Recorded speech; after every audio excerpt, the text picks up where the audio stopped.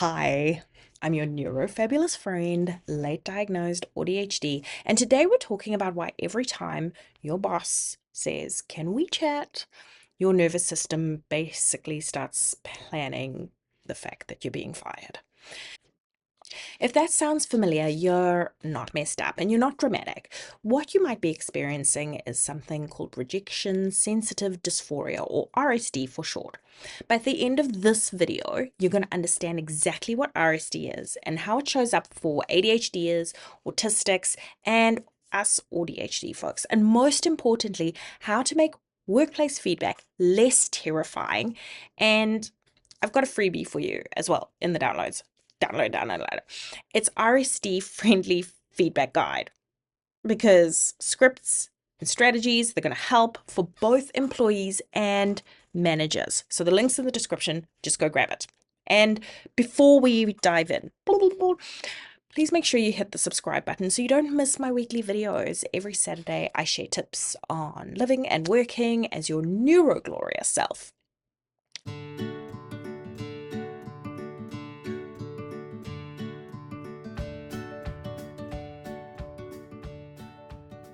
So let's get started. What is rejection sensitive dysphoria? It's basically the brain's extreme overreaction to rejection, or even the thought of rejection.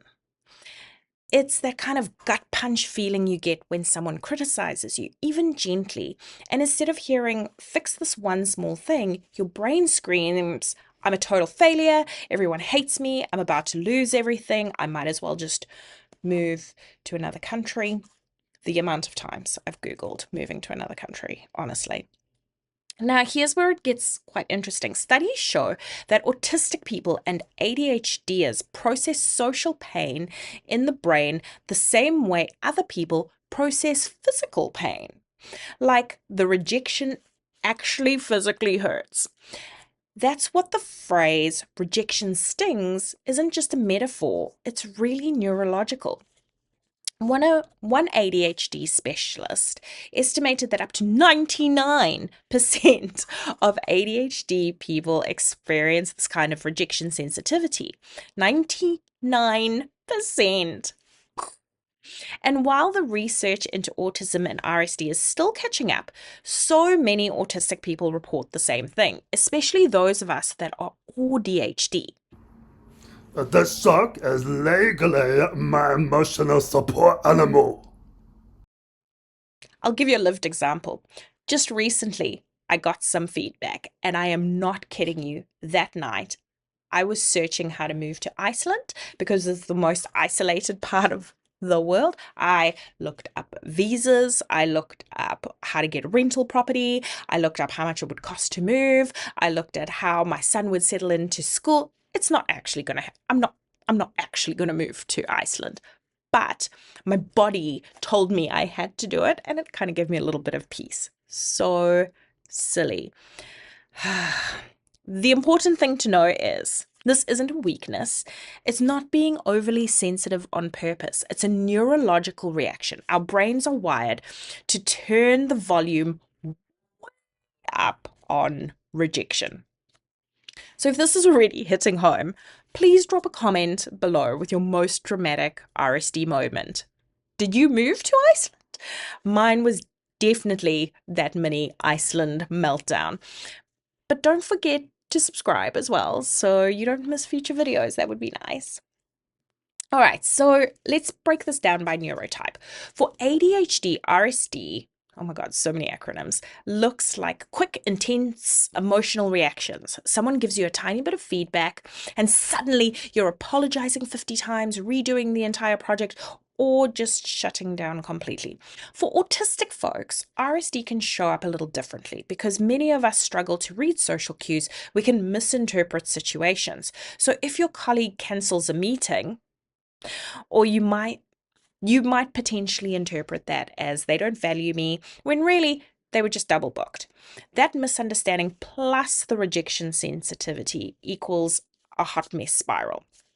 And for those of us that are ADHD, we get the whole double whammy. The misinterpretation and the flood of emotion. For me, that can mean hearing a colleague say, "Next time, try this instead," and my brain goes into a full horror movie mode. You've messed up. They hate you. You're about to be exposed as incompetent, you useless human being. Oh my God, how incompetent can you be? It's one of the reasons that I collect like degrees, like Pokemon cards, because those are a physical representation that I don't suck all the time. So stupid. Here's a simple scenario. Imagine you're in a performance review and your boss says, you have done great work this whole year. Just improve your time management." Neurotypical brain hears, "Okay, cool. I'll just improve my time management. Great. I'll set a reminder." Nailed it. My AuDHD brain hears, "You're failing. Everyone is disappointed in you. You're on thin ice. We might as well fire you tomorrow. You're gone. Like, you are literally next on the chopping block." Sound familiar? Yeah, that's RSD. That's a thing. So, have you ever spiraled like that after a performance review? Share this video with your manager, please. Please, seriously, so that they have an idea around what they're actually dealing with, those poor sausages. All right, so why feedback hurts so much? This is so important. So why is the workplace such a minefield for RSD? Simple. It's built on feedback, performance reviews, team meetings, emails from your boss. It's a constant evaluation. So here's some patterns I see a lot. Avoidance. You end up saying no to promotions or stay quiet in meetings because you can't face the potential criticism. Perfectionism. You redo an entire project over one small comment. Overworking. You say yes to everything because disappointing someone feels absolutely unbearable. Research shows people with RSD can ruminate on criticism for days. And I'm talking sleepless nights, stress leave, even quitting jobs after what looked like a small piece of feedback. And managers who don't know what RSD is, they just think the employee is too emotional or unprofessional. In reality, it's a neurological reaction. So, a quick reminder: made a free RSD friendly feedback guide down below with scripts for both employers and managers. Link in the description. Free. Go get it. Go do it. All right, so let's talk about coping strategies. What can you do if you have RSD? And keep in mind, this is not just the workplace, this is your personal life as well. And I have got a plethora of examples in a personal life. Literally send people text messages saying, "Do you hate me?" So it's really important, if you have RSD, ask for written feedback. It gives you time to process without spiraling in the moment. And just remind yourself in the moment as well that criticism is about the task, not about you as a person. Now, that can be really hard. I literally write that on a sticky note sometimes because I know that it's about the thing that we're doing, not about me as a person. Third, I build in a bit of recovery time. So if you know a performance review is coming, block off about an hour afterwards so you don't have to jump straight back into work while your brain is having a bit of a meltdown. And finally, practice some quick scripts. For example, "Thanks for the feedback. Can I circle back tomorrow once I've had time to process this?" It buys you time and communicates your need really clearly. But are you a manager? If not, send this to your manager. If you're a manager, hi, thanks for being here. Here's how you can support your neurodivergent employees. Always give feedback privately. Public critique is guaranteed RSD trigger. Blah. Be clear and specific. Instead of, "Ooh, this isn't good enough," be specific. "This report needs more data in section 5. Balance with genuine positives, but don't use fake praise sandwiches. We see through it and we'll fixate on the normalize mistakes. Say, "Everyone gets feedback. It's how we grow," instead of, "We need to talk. Need 5 minutes for a chat." And please avoid vague or scary phrasing. "We need to talk" is RSD code for "you're about to get fired" every time, honestly. Seriously, it's actually a joke. Like this video and you get one more. La!